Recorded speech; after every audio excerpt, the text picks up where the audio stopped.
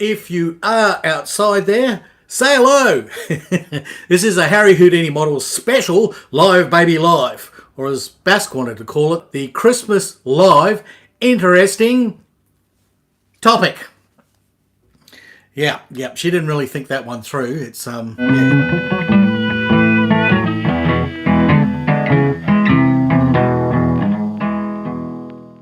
I think it's the second time I've done this. I'm doing the jokes again. I forgot them the first time. Perth is here. Hello, David. We never see you. This is why I did one in the evening, so you could come along as well, mate. So you can come along well, even though I've had a big day. Becca's busy building his Cromwell, so he'll be here in a sec. Who else is there? Because there's 4 of you, apparently. Apparently there's 4 of you, and I know one of those is actually me, because I'm on the screen here. Now, just like I did this morning, there'll be questions and answers, and also I will reveal to you a mystery kit and show you the kit boxes I got for Christmas, okay? So that's basically what it's going to be. So it's not a lot of us, but I think we'll have a little bit of fun just with us, okay? So it'll probably be a short show, okay? A little short show. Short one's good, yep. A quick one's good, yep, as the actress said to the priest. Yeah. Now, let's have a quick look. Now, of course, Becca's watching. Well, you know about this. You know about Big Nose, right? Well, Big Nose is the Piaggio, which Becca reviewed. And I liked it so much from his view, I went out and ordered and bought one. And then he went, Harry, I was going to give you the kit for Christmas. I reviewed it and I was going to give it to you. So this isn't Becca's. Like when I did the Workbench New Kits, I showed you Becca's. This one's mine. And it's different. It's actually got different coloured plastic. Put your teeth in, Harry Houdini. It's been a long day. I don't know whether I want to do 2 shows again. It's exhausting. Anyhow, this one is mine. Different plastic. I'll give you a quick look. If you watch Becca's video, you know his plastic's kind of different colour, right? If you did, you should. Mine is grey. His was very, very dark, almost black, very, very dark grey. So I don't know if mine is before his, after his, whatever. Mine is different, that's for sure. Okay, now, if you had been watching the posts that I put up, you know that I I dry fit this. This was a present from James, I believe. Yep, James sent me this all the way from Canada, okay? And it is a wonderful Airfix model, and there's a pic. Let me find the pic. This is the thing. I did a dry fit, and I took a photograph of the dry fit, so I'll share that with you now. So that's how well it dry fitted together. There's only a couple of rubber bands, and the thing just went together seamlessly. No warpage, no nothing. This is the thing. I love old white box Airfix kits from the 60s, 70s, and even early 80s because they are fantastic. The plastic's really good. The fit's really good. The mouldings are nice and crisp. They're a joy. They're a joy. And when people talk about Airfix, that's what I think of. You know, I think of those great kits, and they're really good. They're really fun to build, and they give you so much joy. But you know, as we know, there's a terrible period where Airfix kits were a bit bloody woeful. And a lot of people, especially those tangerine people, right, who built tangerines and went, oh, tangerine, and they do Airfix and it's horrible ones. Yeah, we know that story. I've sung that song a number of times. So that, I will do a review for that because this morning's audience were all excited to see inside that, see the contents, all the rest of it. I will review this maybe before the end of the year or in the first week of the new year. You never know. Now, my present to me, from me, by me, for me, which was bought at the Sprue Finders sale, not Sprue Brothers. I'd said, you know, I did the Workbench and New Kits, so I just showed a photo of this because I didn't have it yet. And I said, it's Sprue Brothers. And of course, Sprue Brothers is a place in America. Well, it's not bloody America. This is Australia from Sprue Finders. And gorgeous. It's an Aoshima kit, would you believe it? You've got to look hard to find the Aoshima on it, but it's there in the instructions. And it's just a gorgeous little thing. It really is. There's decals, and you know, there's black pieces, and there's red pieces, and there's tubey bits, and there's rubbery tyres, and then there's a whole stack of chromey bits. So it's a Honda Dream, okay, if you don't know. Honda Dream was one of the very first commercially successful, hold on, let me say that with my teeth in. One of the very first commercially successful motorbikes for Honda. Yep, it was, and it was a dream. And it sold worldwide, went crazy. I mean, there was a huge, big advertising campaign, making it look really cool to be riding a Dream. And people did. Americans, it went crazy, absolutely berserk. People went out and they bought these Dreams, and that got Honda going, you see. Another kit that I received. This is a Crispness present this time, the replacement, because He couldn't give me the long nose, right? He couldn't give me the Piaggi, so quickly Becca rummaged around in his stash for any old junk they had lying around there, and he said, "Oh, look, Harry, would you like an Airfix white box?" Well, it's sort of a white box, sort of. It's actually about an 80s, 90s kit, but it snuck through as a reasonably good modding. In fact, I did a dry fit of this. Right? It's the Sunderland, 172nd scale, all right? Again, if you don't know, it's a Sunderland. You should be watching all my posts that I put up all the time, because then you'd know. Look, I just clipped it together. That's a dry fit. It just all held together. The moulding is still good. Even this one, which was put out, I think, in the 90s. The moulding was still so good, and it was clean enough, and it went together really well. So super impressed with that. But of course, being a Becca kit, if you know Becca kits always have parts missing, because he buys bargains that nobody else wants, because there's essential things not there, like no decals, and one of the propellers is gone. So you kind of need propellers. You really need them. But luckily enough, I had a look on everywhere trying to find bloody decals, and went everywhere, and I found that Creative, that's a store here in Australia, an online store, they had a replacement aftermarket of the props for half a shekel, and they had a Montex mask which had not only a mask for the canopy, but the mask for all the rondelles and the insignia, so you don't have to worry about decals, you just paint the bloody thing. So that's good. Let's have a look. There's been some comments, there's some commenting going on there, so let me have a look. Perth here, it's 7 of us watching. 7 of us. Me and my 6 cats. Good on you, Rusty. How are you, mate? Yes.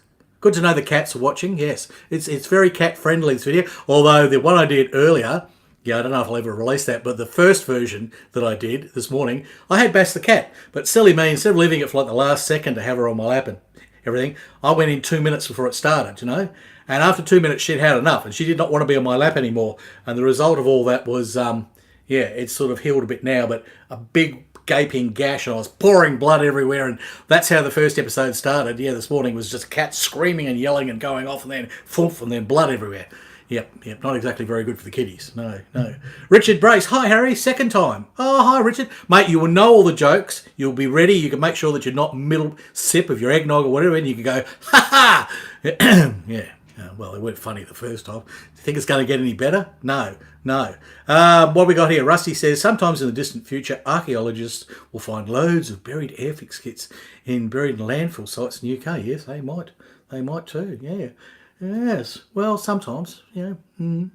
Richard Brace, most of them in Harry's house. Yes. I have so many. I have too many Airfix kits. If you see my stash, there's a big red section, all red. They're all Airfix, and I do love them. And there's a lot of white too, because I buy the white box as well. I prefer the white box. So it's nice that we've got a little intimate audience. Nice and close. Come closer. We'll do some, what is it? AMSR?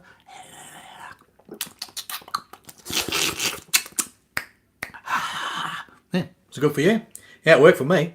Okay, so there you go. That would have got you through the evening, afternoon, morning, wherever the hell you are. I'm now going to reveal the mystery box, but I need to tell you about a Crispness Miracle, right? A Crispness Miracle. And this is what happened to me. This is Christmas Eve, right? A miracle happened. It was just completely magical. And I need to share this with you. So here I am driving down to Brisbane, right? Because I'm going to go down there and see my daughter Jess and her kids and everything and their family. And we're going to have Christmas lunch there, okay? Pre-Christmas, sort of day before Christmas. They're kind of German. So, they've got German heritage. They do the whole Christmas thing before it's actually Christmas. You know what I mean? They usually do it in the evening, but because I had to drive home, they did it for lunch. We had a big Christmas lunch on December 24, right? So that's about 150 kilometres, 100 miles away, all right? So it's a bit of a drive, and it's Crispness Eve, and every idiot is on the highway, right? There's bloody wombats everywhere. They're pulling caravans, they're pulling trailers with bloody boats on. There's just great big bloody, junk everywhere, and people all over the place, and idiots doing 80 kilometres an hour because, they think, oh, this will make it safer if I travel real slow. No, it won't, you moron, it won't. All it does is piss people off like me, and then we make dangerous bloody manoeuvres to try and get past you slow bastards. Then we have an accident, and it's all your fault. Yes. Do the speed limit, yes. And then, of course, you get the other idiots to think, bugger all this, all these people slow on the way. Well, I'll just barrel through here at 140 kilometres an hour. It's about 80 miles an hour. And, of course, they're a bit dangerous too. So you've got this melee, all right? A melee of all this traffic coming and going, and it's a bloody pest. And I'm not enjoying it. I'm not enjoying it at all. And also, My car had been serviced the previous week because it hadn't had a service since the Great Plague, right? Because it just haven't been hardly anywhere. And guy serviced it, said everything's fine, everything's good, because I really don't use it much. I mean, where I'm living with a village on the mountain here, I'm barely putting in half a tank of petrol sort of a month, which is about $100, you know, ridiculous. But anyhow, it's, you know, I'm barely going through half a dozen tanks a year sort of petrol, which is not much. You know, most people fill up every week. Well, I fill up once a month, half. So this was its first big run since I'd come up and lived on the Sunshine Coast. So we're running down, it's fully serviced, everything's good, up we go, and up to 110, which is the speed limit on the highway. So it hadn't been up to 110 for 5 months. And everything's fine until about 80, 90, and then around 100 it started to go.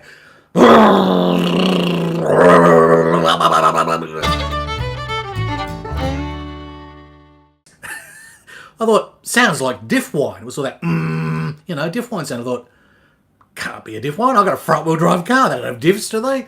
So I didn't know what it was. So there's horrible noise intruding on the cabin. And so I put the music on, you know, whatever. Bit of Rammstein. Try and drown out the bloody soil. So there's this fictitious, fantastical rhyme. And there's all these cars that said everywhere. So I'm pissed off. I'm not enjoying it at all. I've got the sat-nav on in the car. And I do that, Brisbane, because really the sat-nav knows better than me what's coming up, what's around there, you know, and I've mistrusted the sat-nav before and gone the way I want to go, only to be stuck in a massive traffic jam that I couldn't get out of. The sat-nav will know to avoid any of this rubbish. And being Crispness Eve, yeah, there was freaking morons everywhere. So when it said go right at the turn off just outside of Brisbane, whereas normally I go left and get onto a major arterial that then goes over the Gateway Bridge, right? And that gets me down and shoots me down Jess's place.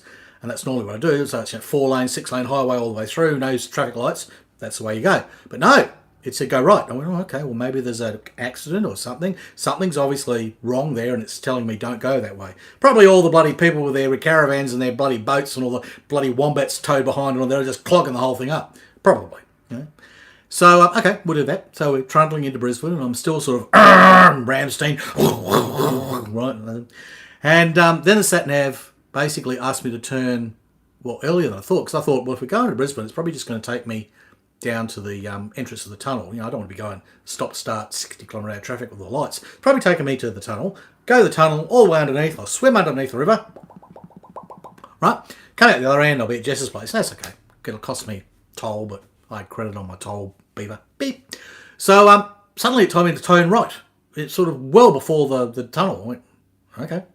Trust the sat-nav. Trust the sat-nav. Sat-nav knows all, you know, because it's like, you know, it's like Sauron, you know. It's like the big eye in the sky, looking down on everything. It knows. So, okay. So I followed it. And I thought, where the hell is this thing taking me, you know? And then there's suddenly we're on this quiet little road, and it's only 2-lane, you know, going one way and the other, and there's roundabouts everywhere. I thought, this is going to be a slow trip. This is, what the hell's going on? I'm getting really pissed off here. And then it dawned on me. I know this road. Hang on. I remember this road. When I used to come down to Brizzy, when I lived on the Sunshine Coast years ago at the farm, I used to come down to Brizzy to go to club and to go to shows and all kinds of things, you know, and maybe shop at the hobby store, that sort of stuff. And this road is the back road for the sneaky way in to Hobby Rama, one of the best hobby stores in Brisbane. In fact, the best hobby store in Brisbane, right? Yes, they're great guys. They're really good. So I went, oh, it's a Crispness Miracle. The sat-nav knew I was having a bad day on all the noise and the cars and the caravans and the wombats, right? And it's taking me to the hobby store. So I thought, well, I've got to pull over. So I did. So as I got to the hobby store, pulled over, pulled in, thought, got to go into the hobby store, got to go in there. I thought, I'll just look around. Oh, this is cheering me up no end, you know, no more noises and people and garbage and trucks. And so I went in there. And then the strangest thing happened. I sort of looked around for some ships. There weren't any ships that I really wanted, and poked around motorbikes. No, there wasn't any motorbikes. But then I looked on one shelf, and this kit appeared. And I went, I always wanted one of those. Ever since I was a kid, because I'd seen them on TV, right? I'd seen them on TV. They make a lot of noise.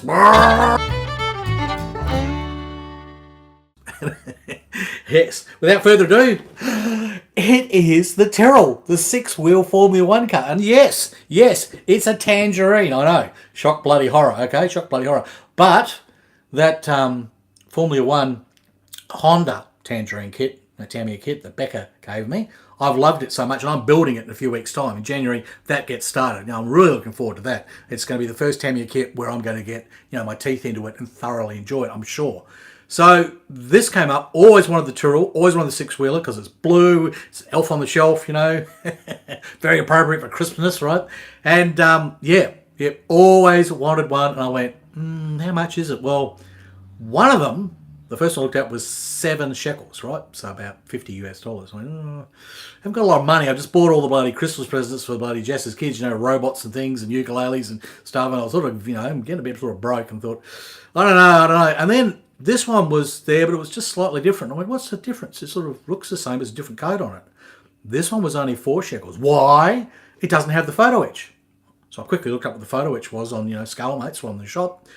I don't need a stinking photo etch, no. I mean, the photo etch is probably really good for, if you're into that sort of thing and super detailing it. But I haven't really built any Formula One cars, ever. So this is a new thing. So I thought, I will do the Tamiya thing and I'll build this out of the box. It'll be fine. It's lovely. In fact, I'll give you a sneak peek, right? I can't believe the amount of sprue in here. That is it. It is jam-packed to the brim, right? There is sprue all the way down, right? If I push on that, it's not going down. It's like a wing-nut wings kit in that there's so much sprue in it. If you don't get it back in the right order, when you go to seal the bugger up, it won't bloody close. So, yeah, it's lovely. It's lovely. All the blue parts are blue, all the white parts are white, all the black parts are black, and all the metal parts are sort of grey.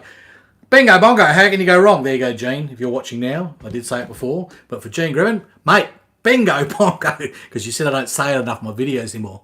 I had bingo bongo t-shirts in the store. Yeah, nobody bought them. Nobody. No, bugger it. Well, I haven't got my tug mug again. Yeah, go to the store, merchandise at the store. Tug t-shirts, tug mugs, Flock of the River counters. You won't get Smeghead, right? Remember this one? Smeghead, 2023, right? 2020, yeah. And this is when we had the virus, so I got this one. So happy smegging Crispness to you. Now, all right, what we got here? Russell Gray, Swimbo, says, I'm not allowed to start a new kit till I finish my tomato, which lost my mojo with. Yeah, get your mojo back, mate. Although you should tell her, watch one of my mojo videos. When you lose mojo on a big, complicated kit, the only way to get back in is you get a simple little kit, right? And you build it. And it's a quick one. You build it like in a weekend or a week. It's something really simple. I used to say do an egg one. Well, you probably get Tamiya kits or whatever you can. Build them really quickly. Something little and simple that you just get in and get your flow happening, get your juices happening, and you're away. And then you go, right, I get back to my tomato, right? So tell her that. Tell her that what you need, when you hit that block and you can't do it, you need a break from it. And of course, if you don't do anything else, you just get bored and horrible and frustrated and the rest of it, and you still don't want to do it. But what you do is you jump sideways and you do something that's fun, right? You do a simple, fun kit, get your mojo back, and then you jump in again with fresh eyes. And maybe you sort of think, well, I've been overdoing this. There's too much going on. Let me simplify it. I don't need to use all that photo etch. I don't need to do all that. I'll keep it simple, right? And that's the thing. I think David Eves does it best. You have 3 kits on the ball, right? That's what you do, don't you, David? 3 kits on the go, and you sort of can alternate between them. So one is painting, one is constructing, and one is for throwing in the bin. Something like that. I don't know. You have to talk to him. David, what is it? Hobby Boss UH1C was a good mojo restore. There you go. Hobby Boss, whatever UH1C is. I think that's a Yoo-hoo. Is that a Yoo-hoo? No, not a Yoo-hoo. What's a UH1C, mate? You've got to enlighten people like me. I haven't got a clue. Is it a ship? Probably not. Probably not. Anyhow, all right. So in the last video, there was only one question that had been submitted by Mal, and Mal's already been and gone. But I'll do a brief thing about Mal. Mal asked well, actually it was a 5-part question, but I'm going to distill it down. Mal asked in simple terms, was it worth monetizing your YouTube channel? If you're a modeler, does it wreck your modeling? Does it bugger things up? Simple answer, yes. Yes, it does. Long answer is a little bit different. It depends what you do. When I was first doing YouTube videos and I wasn't monetized, I would just, it'd be my normal workflow. I had my mojo and I'm doing things and I'm building stuff, and I just whack the camera on and talk while I built. And I didn't do anything particularly special as a tutorial. They sort of ended up being tutorials, but they weren't planned that way. It was just me building stuff. And then afterwards I realized I had all this material and I cut segments out of a lot of my great big long videos because I just chatted and talked. They ran for whatever. They could run up to 40 minutes long, and it's just me waffling, right? And that's the thing. They were very waffly, my early videos, but that's what a lot of you guys watched and enjoyed. And like this is just waffle, 100%. Anyhow, so that was fun. It was sort of fun then because I wasn't doing it for any need other than to share and be part of a community. When I monetize, when your YouTube sort of wore me down saying you should monetize, because I had 1,000 subscribers and the rest of YouTube sort of going, you should monetize, because they wanted to get money from my videos, right? Those greedy little bastards wanted to grab me by the gonads and squeeze so they could get some money and then, flick me a few bloody cents here and there. And that's essentially what happens, okay? Don't have any illusions. They're making bucks and they're not giving you much. That's the truth. When I monetised, I put the first video out and bang, I got 13,000 views in like the first few hours, and it shocked me. I was a workbench new kits as well, one with a big sticker on the front. Because normally, I'd get hundreds of views in the first few hours, and that's fine. And everybody's lucky after a couple of days I get 1,000. Oh, I was happy with that. Some videos did a little better, but that's all I got. That was fine. That was kind of how it was, and those were my figures. But when you monetize, they really push you because they want you to get more viewers. So things just jumped crazily, and I got performance anxiety, so I couldn't do another video for over a month, and that kind of killed the algorithm, because I've explained that in another video. How you've got to keep feeding. You got to keep feeding that algorithm monster to keep the whole thing rolling, and then you actually make money. So that was a pain. Then I realised I'd have to sort of put out a video sort of every week and try and keep the algorithm monster happy, and it was a problem, especially working. I mean, I was working then. I didn't really need the money from YouTube, but it was kind of nice, and I didn't get much, didn't get much at all.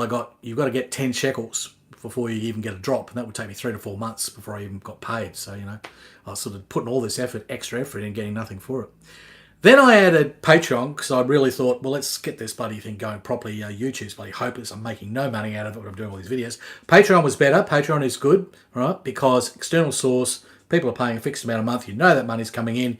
You then service them. But then you do need to spend your time in interacting and sending messages every day and talking to people. And, you got to be cordial. You got to look after your subscribers there, because they're paying. The great unwashed on YouTube that just through monetization you get paid.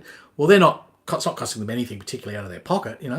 They're just watching your videos. It's just the fact that the advert's running. Those advertisers, tiny percentage, like that much goes to YouTube, and I get this much, right? Yeah, it's that good. So that was all well and good. And of course, this last 12 months, I have been YouTube as my full-time job. Now, that's no fun. I'll tell you right now, that's no fun. I've worked long hours, and I've put in hard work doing stuff. And the only videos that have really paid off in my estimation, and I've shown this in that video where I talked about how to make money on YouTube, the only videos that really pay is when people get affronted and upset and angry and get on there and everything and start giving you death threats and all the rest of it. And this is the trouble. So if I got on here and talked shit and upset people and was a complete arsehole, I'd be making good money on YouTube. But if you're a serious modeler and all you want to do is show your skill, well, if you're lucky, like Midnight's kind of lucky, he's got a niche, he does his thing where he builds his stuff, right? And he does very well. Everyone's sort of watching, and he's putting out quite a few videos, probably a video a day or something. It can work. It can work. I've explained it all in detail in that video that I've got, how to make money on YouTube, right? And basically, as I said, Tamiya videos always sell, right? That's the thing. So when I do my Formula 1 Honda car, I know those videos will just have great monetization just because it's Tamiya. Not because I'm doing a good job, not because it's anything special, just because it's Tamiya. Because Tamiya, yeah. Now what we got here? David Eve says Huey. Oh, the Huey. Yes, the Huey. That was a Mojo Restorer, wasn't it? Yes, chopper. I'm never much into choppers. The bloody blades always fall off and get all wonky on me. Currently, he's got 3 kits in the road, 2 cars, and the Klingon D7. Yeah. Kapla! You're watching the replay. There's probably around 20 minutes because we took all the beeps out. That's it. And of course, if you are watching the replay, look, please like, comment, subscribe, all those sort of things. And if you really like this, hit the super thanks. Yep.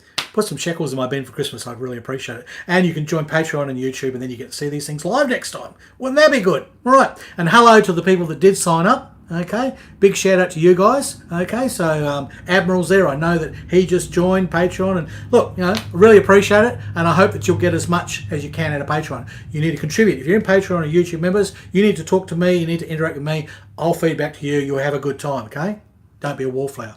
All right, a couple of last quick comments, and I am out of here, kids. I am gone. I'm, like a nut, I'm going to bolt. Happy New Year. Yeah, Happy New Year, Paul. Same to you, mate. All the best. Thanks from Mel. Good on you, mate. Happy New Year. Yep. Edwin, good night. Cheers to Freddie Ratty. Okay, cheers to you, Philip. Drove the Tyrrell. Did you, Guy? Did you indeed? Bloody hell, were you the guy that crashed it? Yes.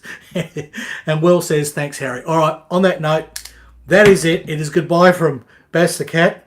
I know I'm going to have to go and take first aid now. I think I'm losing blood. All right, goodbye from Australia, and it's hooroo from Harry Houdini.